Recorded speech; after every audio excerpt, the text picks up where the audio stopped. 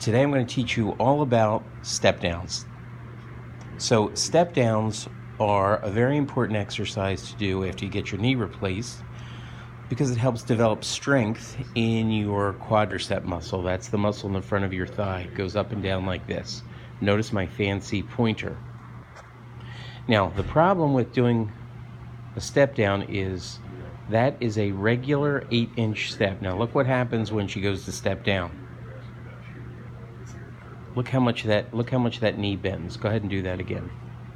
Huge bend in the knee, and you could be cringing right now just thinking about how much pressure that puts on your knee. You do not want to be doing a step down from an 8-inch block, and that's a regular step.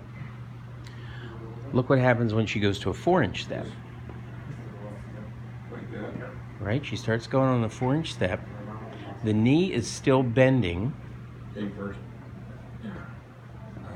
Right? But there's less pressure on that knee joint because it's less of a bend. Still a little bit of a bend. We're going to take it a step further. We advocate a 2-inch step down for most people. Now watch what happens when she does this. Much smaller bend in that knee. Much smaller bend, much less pressure on the knee joint, but the minute she starts to bend that knee, that thigh muscle tightens up. It contracts. And that's a good thing. Now, a couple pointers here. When you do your step down, you want to step forward and just touch down with your heel only. Just your heel, and then back up. You don't want to put the whole foot down. Number 2, if we look from the front, you don't want to let your pelvis go up and down.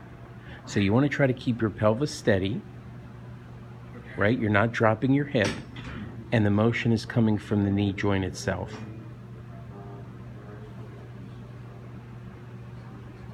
And then finally, you want to try to keep your knee from going side to side. You want it to stay nice and straight the whole time. And that develops your sense of control and support and stability of your leg. And that's the proper way to do a step down. And we advise the 2-inch, much better than the 4-inch. And you don't want to use the 8-inch in terms of exercise.